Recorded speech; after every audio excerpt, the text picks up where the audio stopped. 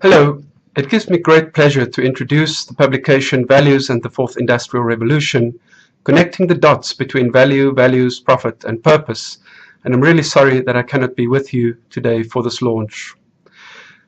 This document is published at the end of the term of the World Economic Forum's Global Agenda Council on Values. I'd like to pay tribute to the Chair of the Council, Catherine Garrett-Cox, as well as to all the Council members who contributed to this publication. I would also like to acknowledge the financial support of Barclays Africa. The core values of human dignity, common good and stewardship have been widely endorsed over the centuries. Systemic change based on these values aims to meet people's basic needs with greatly reduced inequalities and in environments allowing individuals to thrive and live in peace. The required leadership and an understanding of the changes underway across all sectors are low demands compared to the need to rethink economic, social and political systems to respond to the Fourth Industrial Revolution. A common values-driven direction is clearly needed. Technological development and social change will impact the way people live, work and relate to one another. Companies operating in a sustainable and responsible manner are better placed to succeed in the long term. Moreover, global trade and investment must grow within a framework that encourages good practice both now and in years to come. How the world defines infrastructure is changing to include information, the internet, new forms of autonomous transportation, drones and new housing models. In the context of such change, our values must relate to what will be considered infrastructure in the distant future. The key to economic growth lies in people's talents, know-how, skills and capabilities.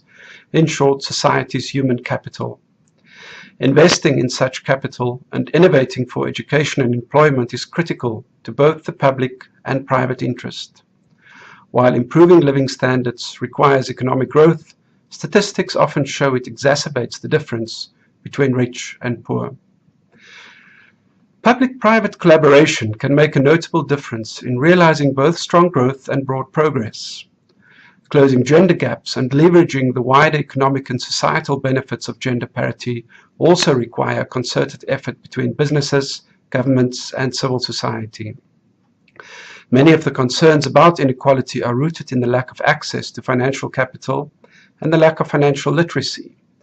The concept of fairness must underpin discussions regarding financial and monetary systems.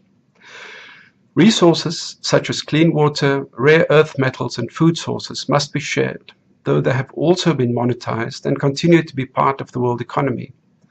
Values-based approach to global negotiation and conflict resolution could prove vital to boosting opportunities for inclusive economic growth and security, as opposed to personal, regional, and ultimately global devastation. And as unhealthy people cannot fulfill their true potential, corporations and governments are morally obligated to contribute to improving health. This white paper aims to examine the role of values in shaping critical global systems, based on a number of World Economic Forum system initiatives and categorized by financial, social, manufactured, as well as natural capital. It also aims to advance a proposal for an online value self-assessment tool that companies can integrate into their operations, and finally to review the role of reporting on values for business. Finally, this publication is intended to serve as the basis for the work of the Global Future Councils and the efforts in shaping the future of global, regional and industry agendas within the World Economic Forum. I'm delighted that the work of the Council is in the process of being embedded within the broader activities of the Forum. I trust that you'll find the publication both interesting and useful. Thank you very much.